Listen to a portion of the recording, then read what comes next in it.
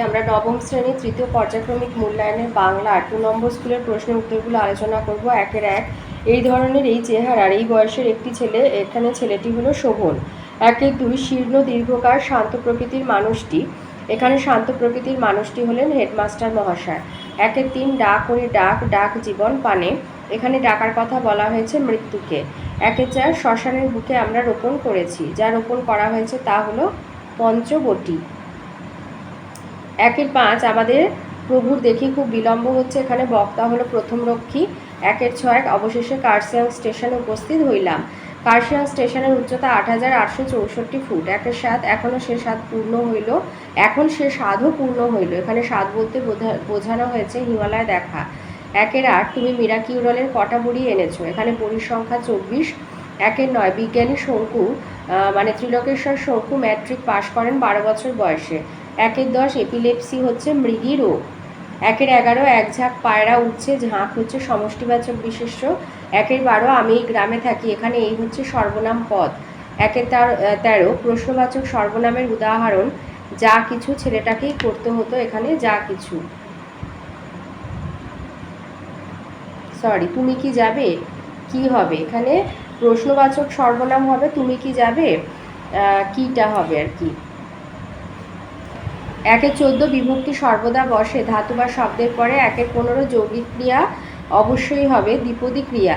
একের 16তে আছে খাওয়া অসমাপিকা ক্রিয়াটি হলো ইলে অন্তে অসমাপিকা ক্রিয়া। একের 17, দ্বিকর্ম ক্রিয়া হয়ে থাকে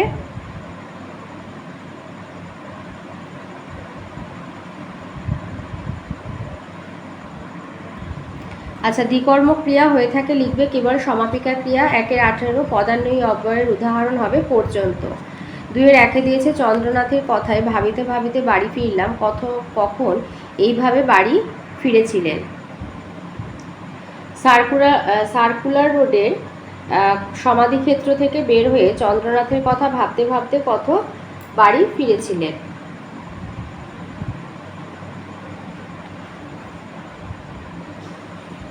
দুইয়ের দুই বলেছে তিনি কোন একটা জিনিস এনে শোভনের হাতে দিলেন, জিনিসটা কি, তারই একটা পুরনো ফটো। দুইয়ের তিনে বলেছে সাগর যাহার বন্দনা যাচ্ছে, সাগর কার বন্দনা রচনা করে, কার বন্দনা রচনা করে, এই যে এখান থেকে দেখো বলছে তটভূমিতে আছড়ে পড়া অজস্র ঢেউয়ের মধ্যে দিয়ে সাগর যেন বাংলা মায়ের চরণে তার সশ্রদ্ধ প্রণাম জানাচ্ছে, আর ঢেউয়ের মধুর ধ্বনি রচনা করছে মায়ের বন্দনা গান। তাহলে কার বন্দনা রচনা করছে, বাংলা মায়ের বন্দনা রচনা করছে। দুইয়ের চারে দিয়েছে পৃথিবীতে কত দ্বন্দ্ব কত সর্বনাশ, এই দ্বন্দ্ব আর সর্বনাশ কি গড়ে তোলে নতুন নতুন ইতিহাস। দুইয়ের পাঁচে দিয়েছে আগুন জ্বালা ফেল উপাড়ি, কোথায় কোথায় আগুন জ্বালানোর কথা বলা হয়েছে। আগুন জ্বালা ফেল উপাড়ি, কোথায় আগুন জ্বালাবে, কবি নজরুল বন্দি বিপ্লবীদের ইংরেজদের কারাগারে আগুন জ্বালাবার কথা বলেছেন ভাঙার গান কবিতায়।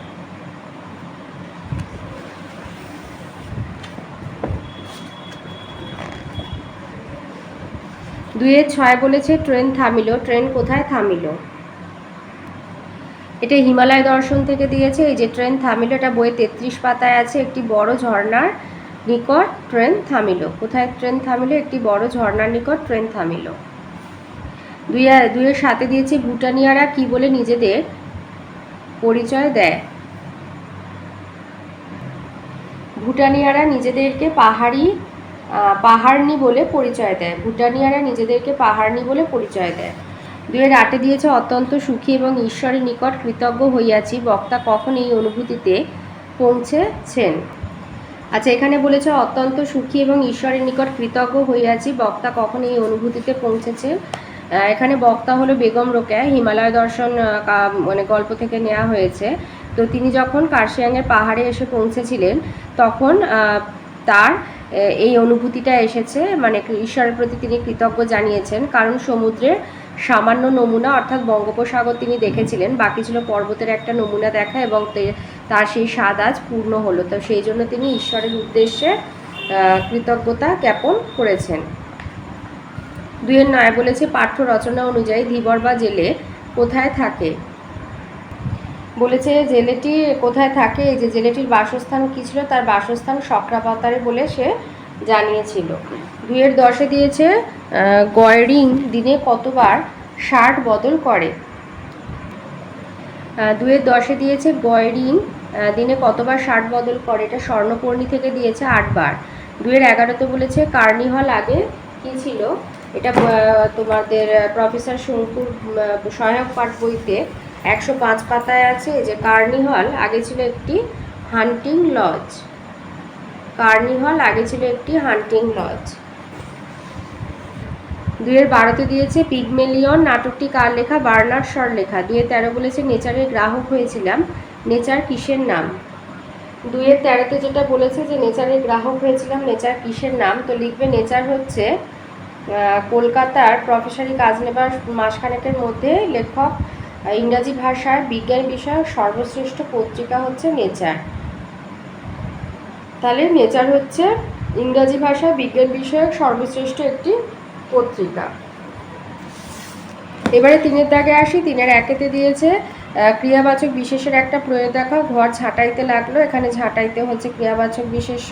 3-2 ভারতের নেপোলিয়ান হলেন সমুদ্রগুপ্ত, কী ধরনের বিশেষ্য, সংজ্ঞাবাচক। 3-3 দিয়েছে সংখ্যাবাচক বিশেষণ আর পূরণবাচক বিশেষণের মূল পার্থক্যটি লেখো। সংখ্যাবাচক বিশেষণ আর পূরণবাচক বিশেষণের মধ্যে পার্থক্য হচ্ছে সংখ্যাবাচক বিশেষণ কেবল নামপদের সংখ্যা নির্দেশ করে যেমন 2টি বই, আর পূরণবাচক বিশেষণ সংখ্যা নির্দিষ্ট স্থান বা ক্রম নির্দেশ করে যেমন 2য় বই। 3-4 দিয়েছে বাক্যের প্রয়োগ করে সম্বন্ধ বিশেষণের একটি উদাহরণ দাও। দুর্গার মূর্তিটি বেশ ভালো, এখানে দুর্গার। 3-5 দিয়েছে তারা ও তাঁরা এই সর্বনামের দুটির পার্থক্য। তারা হচ্ছে সাধারণ সর্বনাম আর তাঁরা হলো সম্ভ্রম সূচক সর্বনাম। 3-6 দিয়েছে যদিও ও তথাপি এই পদ জোড়কে সাপেক্ষ সর্বনাম বলা যায় কিনা বিচার করো। আচ্ছা, এখানে তাহলে সাপেক্ষ সর্বনাম কাকে বলে? সাপেক্ষ সর্বনাম হচ্ছে যে সর্বনাম পদ 2 বা তার বেশি ব্যক্তি, বস্তু বা ভাবের মধ্যে যোগাযোগ বোঝায় তাকে সাপেক্ষ বা নিত্য সম্বন্ধী সর্বনাম বা সংযোগ স্থাপনকারী সর্বনাম বলে, যেমন যে, সে, যিনি, তিনি, যা, তা, যত, তত, যাকে, তাকে, যার, সে, সেই, যে, সেই ইত্যাদি। তাই জন্য এখানে যদিও এবং তথাপি এটা সাপেক্ষবাচক সর্বনাম বলা যায় না এই পদজোড়াকে। 3-7 বলেছে তুমি এসো না, এখানে আসার অনুরোধ আছে, তাহলে না হলো বাক্যালঙ্কার অব্যয়। 3-8 দিয়েছে বাক্যান্বয়ী বা সমুচ্চয়ী অব্যয় কাকে বলে। সমুচ্চয়ী অব্যয় কাকে বলে? যে অব্যয়পদ একাধিক পদ, বাক্যাংশ বা বাক্যকে সংযোজন বা বিয়োজন করে তাকে সমুচ্চয়ী অব্যয় বলে, যেমন শুক্লা ও দীপ্তি খেলতে যাবে, এত বারণ করা সত্ত্বেও সে শুনল না। তাহলে প্রথম আর দ্বিতীয় বাক্যে স্থূলাক্ষর পদগুলি হচ্ছে সমুচ্চয়ী অব্যয়, ও আর দ্বিতীয় বাক্যে এই যে সত্ত্বেও, ও আর সত্ত্বেও, এইটা হচ্ছে সমুচ্চয়ী অব্যয়ের উদাহরণ। 3-9 দিয়েছে মৌলিক ক্রিয়া এবং যৌগিক ক্রিয়াপদের একটি পার্থক্য লেখো। মৌলিক ক্রিয়া লিখবে মৌলিক ধাতু বা সিদ্ধ ধাতুর সঙ্গে ধাতু বিভক্তি যোগ করে যে ক্রিয়াপদ তৈরি হয় তাকে মৌলিক ক্রিয়া বলে, যেমন পসযুক্ত ইল পশিল, গাযুক্ত ইল গাইল। আর যৌগিক ক্রিয়া হচ্ছে একটা অসমাপিকা আর একটা সমাপিকা ক্রিয়া মিলিত হয়ে যে ক্রিয়াপদ গঠন হয় তাকে যৌগিক ক্রিয়া বলে, যেমন খেয়ে ফেললো। অসমাপিকা হচ্ছে খেয়ে প্রাধান্য পায় বলে, তাই মুখ্য ক্রিয়ার সমাপিকা ক্রিয়াটি ফেললো বলে গৌণ বা সহকারী ক্রিয়া। 3-10 দিয়েছে সে তাকে ও তার ভাইকে একটি করে কলম দিল, এখানে দিল দ্বিকর্মক ক্রিয়া কিনা যুক্তিসহ লেখো। তাহলে দ্বিকর্মক ক্রিয়া হচ্ছে যে ক্রিয়ার মুখ্য আর গৌণ এই দুটি কর্মই উপস্থিত থাকে তাকে দ্বিকর্মক ক্রিয়া বলা হয়। ক্রিয়াকে কি দিয়ে প্রশ্ন করলে যে উত্তর পাওয়া যায় তাকে বলা হয় মুখ্য কর্ম, আর মুখ্য কর্ম সবসময় অপ্রাণীবাচক হয়, মানে বস্তুবাচক হয়, আর কাকে দিয়ে প্রশ্ন করলে যে উত্তর পাওয়া যায় তাকে গৌণ কর্ম বলে, গৌণ কর্ম সবসময় প্রাণীবাচক হয়। তাহলে আমাদের এখানে বাক্যটাতে ক্রিয়া হচ্ছে দিল, তাহলে দিলকে আমি যদি কি দিয়ে প্রশ্ন করি যে কি দিল, কলম, কলমটা হচ্ছে অপ্রাণীবাচক মানে এটা মুখ্য কর্ম, আর কাকে দিল, ভাইকে, তাহলে ভাই হচ্ছে গৌণ কর্ম, এটা প্রাণীবাচক, তার মানে এখানে দিল দ্বিকর্মক ক্রিয়া। 4-এর দাগে আসি। 4-1 বলেছে বাঙালির কবি গাহিছে জগতে মহামিলনের গান। তো প্রসঙ্গ উল্লেখ করে এটা ব্যাখ্যা করতে বলেছে 3 নম্বরে। তো কবি সত্যেন্দ্রনাথ দত্ত আমরা কবিতায় বিশ্বকবি রবীন্দ্রনাথ ঠাকুরকে বাঙালি কবি বলেছেন। রবীন্দ্রনাথ ঠাকুর ছিলেন বিশ্ব মানবতাবাদী কবি। মানুষ এক এবং অভিন্ন, জগৎ জুড়ে এক জাতি তথা মানবজাতি বিরাজ করবে, তার বিবিধ বৈশিষ্ট্য সমন্বিত হয়েও ঐক্যের বন্ধনে আবদ্ধ থাকবে। রবীন্দ্রনাথ ঠাকুর তার সৃষ্ট সাহিত্য, শিল্প, সঙ্গীতের মধ্যে দিয়ে মানবতার এই পরম সত্যকে প্রকাশ করে মানুষের মাঝে মহাসম্মিলন ঘটানোর প্রচেষ্টা করেছেন। তার এই প্রচেষ্টা কবি সত্যেন্দ্রনাথ দত্তের ভাষায় মহামিলনের গান। এই কারণেই কবি সত্যেন্দ্রনাথ দত্ত তার বাঙালির মহিমা প্রচারক আমরা কবিতার প্রশ্নে প্রদত্ত উদ্ধৃতিটির অবতারণা করেছেন। 4 2 দিয়েছে দিস ইজ ম্যাথামেটিক্স, বক্তা কে, সে কেন একথা বলেছে। এই উত্তরটা লিখবে যে দিস ইজ ম্যাথামেটিক্স এবং মন্তব্যটি বিশ্লেষণ করো। তারাশঙ্কর বন্দ্যোপাধ্যায়, চন্দ্রনাথ কল্পাংশে। চন্দ্রনাথ তার নিজের পাওয়া সম্ভাব্য নম্বরের অনুপাত বিশ্ববিদ্যালয় পরীক্ষায় অন্য সকলের নম্বর হিসাব করেছিল। তার তৈরি করা পরীক্ষার ফলাফল নরেশের পছন্দ হয়নি, কারণ সেখানে চন্দ্রনাথ তার 3rd ডিভিশনে পাশ করার ভবিষ্যৎবাণী করেছিল। এ কথায় কথক রেগে গেলে চন্দ্রনাথ বলে যে অনুপাতের আঙ্কিক নিয়মে যার মূল্য যতবারই কষে দেখা যাবে তা একই হবে, এটি ম্যাথামেটিক্স বা অঙ্ক বলে চন্দ্রনাথ মন্তব্য করে।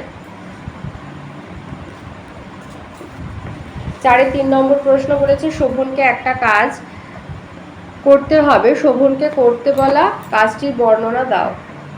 এই উত্তরটা লিখবে নায়েব মশাই গলার আওয়াজে মিনতি আর হাতে অনেকগুলি টাকার নোট নিয়ে শোভনকে বলেছিলেন যে এই কাজের কথা। তা হলো বাড়ির কর্ত্রী মৃতপ্রায় ছেলের মৃত্যু সংবাদ তিনি শোনেননি, তাই ছেলেকে দেখার আশা নিয়ে তিনি আজও বেঁচে আছেন। শোভনকে তার হারানো ছেলে হয়ে একবার দেখা দিতে হবে, কারণ তার সঙ্গে হারানো ছেলেটির প্রকৃতই মিল আছে। 4 4 বলেছে কে দেয় সাজা, মুক্তি স্বাধীন সত্য কেড়ে। মুক্ত স্বাধীন সত্য বলতে কি বোঝানো হয়েছে আর কবির এইরূপ মন্তব্যের কারণ ব্যাখ্যা করো। কে দেয় সাজা, মুক্ত স্বাধীন সত্য কেড়ে। মুক্ত স্বাধীন সত্য কি? মুক্ত স্বাধীন সত্য হলো স্বাধীনতা ভারতবাসীর জন্মগত অধিকার এবং তারা তা অর্জন করবেই। আর ওর সাথে যেটা আছে যে এইরকম মন্তব্যের কারণ কি, এই উত্তরটা লিখবে যা মানবতার পক্ষে তাই সত্য, সত্য সর্বদা মুক্ত এবং স্বাধীন। মানবতা বিরোধী কার্যকলাপ তাকে কলুষিত করতে চাইলেও শেষ পর্যন্ত তা ব্যর্থ হয়। সত্যকে জগতের কোনো কারাগারে বন্দী করা যায় না। সেই সত্যমন্ত্রে দীক্ষিত দেশের স্বাধীনতার স্বপ্ন দেখা তরুণদের ইংরেজ শাসক কারাগারে বন্দী রাখতে পারবে না, বিপ্লবী বীরদের ফাঁসির দড়িতে ঝোলাতেও পারবে না। ব্যক্তিকে ফাঁসি দেয়া যায় বা সাজা দেয়া যায়, কিন্তু তার সত্য আদর্শ সমস্ত শাস্তির ঊর্ধ্বে। 4 5 বলেছে এই তামাশা দেখিতেই আমার সময় অতিবাহিত হয়, তামাশার পরিবেশটির বর্ণনা দাও। আচ্ছা, তামাশার এটা দিয়েছে হিমালয় দর্শন থেকে বেগম রোকেয়ার। তামাশার পরিবেশ বর্ণনা দাও। আর বায়ু আর মেঘের লুকোচুরি খেলা দেখিতে চমৎকার, এর যে বর্ণনা লেখিকা দিয়েছে নিজের ভাষায় লেখো। এটা কি? এই দুটো প্রশ্নের উত্তর কিন্তু একই হবে। কার্সিয়াংয়ের মনোরম প্রাকৃতিক পরিবেশ লেখিকাকে মুগ্ধ করে রেখেছিল।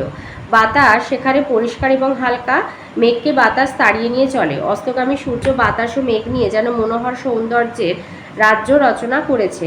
পশ্চিম আকাশে পাহাড়ের গায়ে সূর্যের পড়ন্ত আলো যেন সোনা ঢেলে দেয়, তারপরে সেই সোনা গায়ে মেঘের টুকরো মেঘগুলি বাতাসে এদিক ওদিক ছোটাছুটি করতে থাকে। এই দৃশ্য লেখিকাকে মুগ্ধ এবং আত্মহারা করে তোলে এবং এটাকে তিনি তামাশা বলে উল্লেখ করেছেন।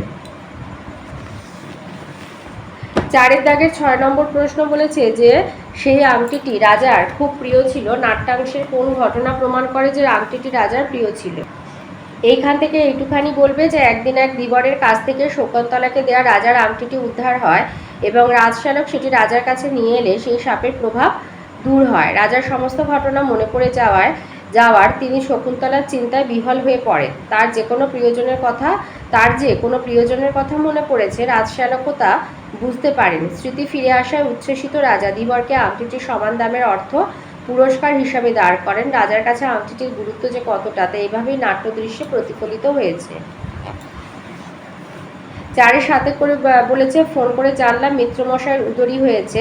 এটা দিয়েছে তোমার স্বর্ণপর্ণী থেকে। তো উদরী রোগকে ইংরাজিতে বলা হয় অ্যাসাইটিস। আর মিত্রমশাইয়ের উদরী কিভাবে সেরেছিল সেটা হচ্ছে তোমাদের স্বর্ণপর্ণী মানে প্রফেসর শঙ্কুর ডায়েরি সত্যজিৎ রায়ের সহায়ক পাঠের বইয়ের 83 পাতায় রয়েছে।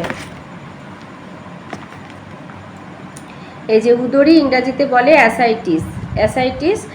তো কিভাবে সেরেছিল, তো মানে তার স্ত্রীকে তিনি লেখক মাসিমা বলতেন, মানে মিত্রমশাইয়ের স্ত্রীকে। তো তিনি ফোন করে জানিয়েছিলেন লেখককে যে ডাক্তাররা সবাই জবাব দিয়ে গিয়েছে। তো লেখক যখন মিত্রমশাইয়ের স্ত্রীকে স্বর্ণপর্ণির কথা বলেন, তখন ওনার স্ত্রী দীর্ঘ নিঃশ্বাস ছেড়ে বলে, এত ওষুধ তো পড়লো, আর একটা পড়লে ক্ষতি কী। তাই সেদিন সন্ধেবেলা তিনি মিত্রমশাইয়ের বাড়িতে যান একটি কাগজের মোড়কে গুঁড়ো করা 2টো স্বর্ণপর্ণির পাতা নিয়ে 1/2 কাপ দুধের সঙ্গে মিশে খাইয়ে দেন এবং মাসিমাকে বলে আসেন যে কাল সকালে খোঁজ নেবেন। উৎকণ্ঠায় বক্তার রাত্রে বা লেখকের রাত্রে ভালো ঘুম হলো না। সকালে বৈঠকখানায় যখন এসে বসেছেন, চাকর দুঃখী তাকে চা এনে সামনের টেবিলে রেখেছে, এমন সময় টেলিফোনটা বেজে ওঠে। তখন বক্তা বা লেখক এক লাফে উঠে ফোনটা তুলে হ্যালো বলতেই মাসিমার গলার আওয়াজে তার ফোনটা যেন মানে চিৎকারে ফোনটা তিনি কান থেকে ইঞ্চিখানেক সরিয়ে নিতে বাধ্য হন এবং বলেন যে মিত্রমশাই জমের দৌড় থেকে ফিরে এসেছেন। এইভাবে সেদিন মিত্রমশাই আর কি রক্ষা পেয়েছিলেন, উদরী থেকে সেরেছিলেন, উদরীর হাত থেকে রক্ষা পেয়েছিলেন। 4-8 বলেছে, আমার মন থেকে সব অন্ধকার দূর হয়ে গেল। কোন অন্ধকারের কথা বলা হয়েছে, তা কিভাবে দূর হলো? আচ্ছা, এখানে কোন অন্ধকারের কথা বলা হয়েছে? সত্যজিৎ রায় রচিত স্বর্ণপর্ণী গল্পে প্রফেসর শঙ্কু বার্লিন থেকে ফিরে এসে বন্ধু সন্ডার্সকে সমস্ত অভিজ্ঞতার কথা জানান। বার্লিনের প্রথম ধাপে শঙ্কু সফল হন, অর্থাৎ নরবার্ট স্টাইনারের পিতার সংস্কৃতের অধ্যাপক হাইনরিখ স্টাইনারকে তিনি সুস্থ করে তুলতে সক্ষম হন, কিন্তু তারপরেই তাকে পড়তে হয় এক বিপদের মধ্যে। নাৎসি বাহিনীর এক প্রধান হের গোয়রিংয়ের লোকেরা শঙ্কুকে ধরে নিয়ে যান। সেখানে হের গোয়রিং তার অসুখ থেকে মুক্তি পাওয়ার জন্য শঙ্কুর কাছে মিরাকিউরল বড়ি চান। শঙ্কু বুদ্ধি করে এর পরিবর্তে স্টাইনার পরিবারের প্যারিসে চলে যাওয়ার ব্যবস্থা করে দিতে বলেন। হের গোয়রিং প্রফেসর শঙ্কুর এই কথায় রাজি না হয়ে জোর করে ওষুধটা কেড়ে নিতে চান, কিন্তু শঙ্কুর বুদ্ধির কাছে তিনি হার মানেন এবং তার শর্তে রাজি হন। হের গোয়রিং মিরাকিউরলে 4টি বড়ি খেয়ে ওপরতলায় চলে গেলে তার অনুচর এরিক ফ্রোমো রোগমুক্তির জন্য 4টি বড়ি চেয়ে খান। এইভাবে পরিস্থিতির চাপে পড়ে মিরাকিউরলের বড়ির সাহায্যে 2 পাষণ্ডের অসুখ সারানোটা প্রফেসর শঙ্কু মন থেকে মেনে নিতে পারছিলেন না। এটাই ছিল তার মনের অন্ধকার বা দুঃখের কারণ। আর কিভাবে দূর হলো? সন্ডার্স সমস্ত ঘটনা শোনার পর হাসি মুখে শঙ্কুর হাতে একটা শিশি তুলে দিয়ে বলেন, এটি আসল মিরাকিউরল। শঙ্কু জার্মানি যাওয়ার আগে সন্ডার্স আসল ওষুধগুলো সরিয়ে দিয়ে শিশিতে ঘুমের ওষুধ রেখে দিয়েছিলেন, অর্থাৎ গোয়রিং এবং এরিক মিরাকিউরলের বদলে ঘুমের ওষুধ দেওয়া হয়েছিল। এই খবরে শঙ্কুর মনের অন্ধকার দূর হয়ে গিয়েছিল।